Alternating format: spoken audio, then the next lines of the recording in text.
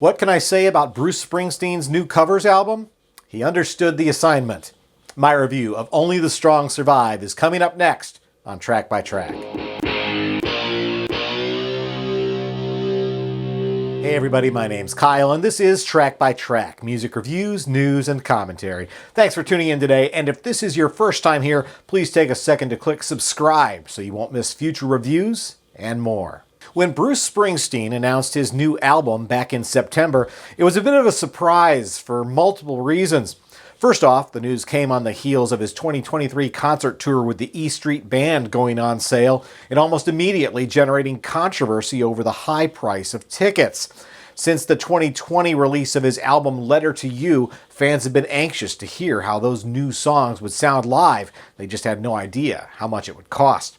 They also probably didn't expect there'd be yet another Springsteen album to come before that tour even started.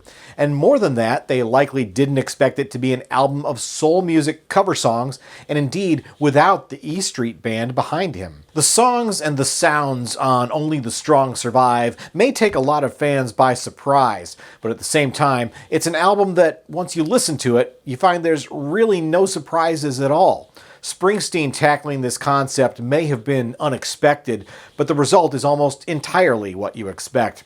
That much was clear from the first single. On Do I Love You? Indeed I Do, the boss enthusiastically embraced that era-defining sound and delivered a performance that is faithful to a fault. If not for his gravelly vocals on these tracks, you might be tempted to call it blue-eyed soul. For me, there's a maturity to his sound here that somehow transcends that label. Across all 15 of the tracks on this album, Springsteen never deviates from that template. There's no genuine moments of reinterpretation on any of these songs. They all hew so closely to the originals that if someone snuck one of these onto a playlist of tracks from acts like Otis Redding, Jackie Wilson, the Stylistics, or Sam and Dave, listeners might not even notice. Even when he's covering songs best known by female acts like Aretha's Don't Play That Song or Someday We'll Be Together by Diana Ross and the Supremes, Bruce does enough to avoid the gender change being unnatural while maintaining so much of the trademark sound of the originals. As an exercise in period authenticity, Springsteen is wildly successful, at least as far as the music is concerned anyway. But what is most unique about this album, for better or worse, is Springsteen as simply a vocalist.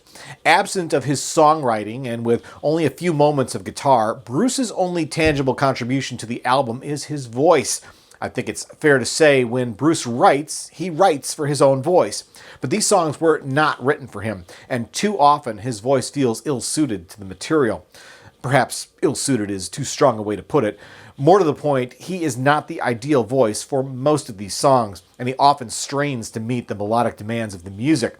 Sometimes he plays his aged voice to his advantage, like the way his vocal cracks and croaks with emotion on I Forgot to Be Your Lover. But more often than not, it all feels out of character for him. It isn't until late in Turn Back the Hands of Time on track 6 that we finally get to hear him unleash the full power of his rock voice. When he's in that vocal lane, he's an unstoppable force. We do get a few more hints of that on the album, thankfully. Western Union Man lets Bruce cut loose a bit, and the sense of fun on the track is admittedly infectious.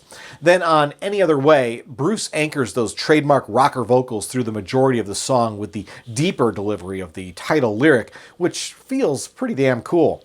What's not cool, though, is the couple moments of spoken word passages, like the intro to the album's title track, or a lot of the vocals on 7 Rooms of Gloom. They hit me as a bit too corny, honestly. Stylistically, there's also a few moments on the album that feel a little out of step with the rest. Covering Night Shift by the Commodores brings some 80s baggage that's hard to shake. Bruce also taps 1981's Four Tops hit When She Was My Girl, and the underlying Waka Waka guitar adds a disco flair that was already out of style by the time that song was originally released. And then there's the strangest choice on the album, The Sun Ain't Gonna Shine Anymore. Previously recorded in the mid-60s by both Frankie Valli and the Walker Brothers, it's the only song on the album originally popularized by white artists. Here, it feels more like something that should have been a bonus track on the Western Stars album, as the vibe definitely leans more heavily in the direction of AM Gold. Otherwise, though, it must be said that Bruce's adherence to authenticity of sound doesn't make things terribly interesting. Prior to this album coming out, I sought out the original versions of all of the songs. I thoroughly enjoyed revisiting many of these soul and R&B classics, several of which I was hearing for the first time. By the way, hats off to Bruce for picking a few lesser-known cuts for his set list. I think that actually works in his favor and helps him avoid stronger comparisons that would have been inevitable with better-known selections. What Becomes of the Broken-Hearted is a good example of this. The fact that it feels like the most lifeless and uninspired track on the album is only accentuated by it also being one of the most familiar songs. Still, with all those original golden oldies fresh in my mind, I found Bruce's new versions significantly less compelling. He's pulled off an astonishingly faithful tribute here, as we all knew he could. But in this modern era of streaming music, where almost every song ever recorded is just a few clicks or taps away, it's never been easier for nostalgic listeners to go right to the source. I'm reminded of the 1991 film The Commitments, a movie in which a group of working-class Irish musicians inexplicably find success covering classic rhythm and blues and soul songs, largely from the same era as Springsteen is exploring today. The soundtrack album was a hit, featuring covers of songs like Wilson Pickett's Mustang Sally, Aretha Franklin's Chain of Fools, The Dark End of the Street by Percy Sledge, and of course, Otis Redding's Try a Little Tenderness. Naturally, that classic soundtrack is part of my music library, but I rarely return to it. Instead, I play this. It's a compilation album called Before the Commitments, and it features the original versions of all of the songs I just mentioned, as well as a whole lot more. So for as skillfully as the musicians from the Commitments pulled off their tributes to those legends, I'm much more inclined to listen to the originals. I don't always feel that way about covers. I've got my own sort of rule of thumb when it comes to covers, and that's that to justify their existence, they should bring something genuinely new to the listening experience. I'd rather hear a reinterpretation that deviates from the sound of the original than a version that essentially attempts to recreate the same sound. I'm sure you can think of plenty of examples of that. One of my all-time favorites is the Aztec Camera cover of Van Halen's Jump, which could not be more different from the original. More often than not, I find that deviation to be much more rewarding than if the artist had played it straight. Consider Tears for Fears covering David Bowie's Ashes to Ashes, or Echo and the Bunnymen covering People Are Strange by The Doors. Both are incredibly faithful and skillfully executed recreations of the original songs, which ultimately strikes me as fairly pointless. Of course, this isn't Springsteen's first foray into covers. Back in 2006, he released We Shall Overcome, an album of songs best known by folk activist Pete Seeger. Like Only the Strong Survive, Bruce's approach to those songs was incredibly faithful to the originals. In that case, I think the end result was modestly more successful and more compelling than this new album, perhaps due in part to the fact that the songs themselves were much older and had never originally been recorded as expertly nor by as skillful a set of musicians. Even more rewarding, though, were the classic Springsteen songs that were reimagined with the Seeger Sessions Band on the concert album Live in Dublin. In the absence of the E Street Band, Bruce took the opportunity to paint those songs in a whole new light, and the payoff is tremendous. Then there's 2019's Western Stars album. Here, the boss delivered a set of all original songs, but he did so in the style of the pop country sound of the 70s. It was a tribute to the sound of an era without actually using any of the songs from that era. I thought it was brilliant. And now, listening to how he's been able to channel such authentic soul sounds on Only the Strong Survive, I can only imagine what he might have been able to create if he'd focused his energy on writing original songs in that style instead, and ideally songs better suited to his current vocal range. I mean, the song Soul Days fits in with the rest of the album's classics, but Dobie Gray originally released it in 2001, so clearly making new soul sound old can be done.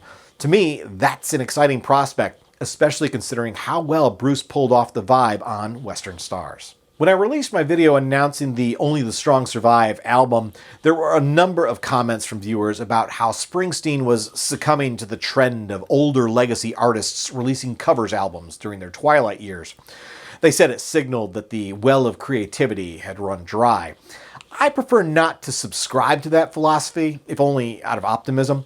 After all, between 2015 and 2017, Bob Dylan released 3 covers albums, back to back to back, before gloriously returning to original songs on 2020's Rough and Rowdy Ways.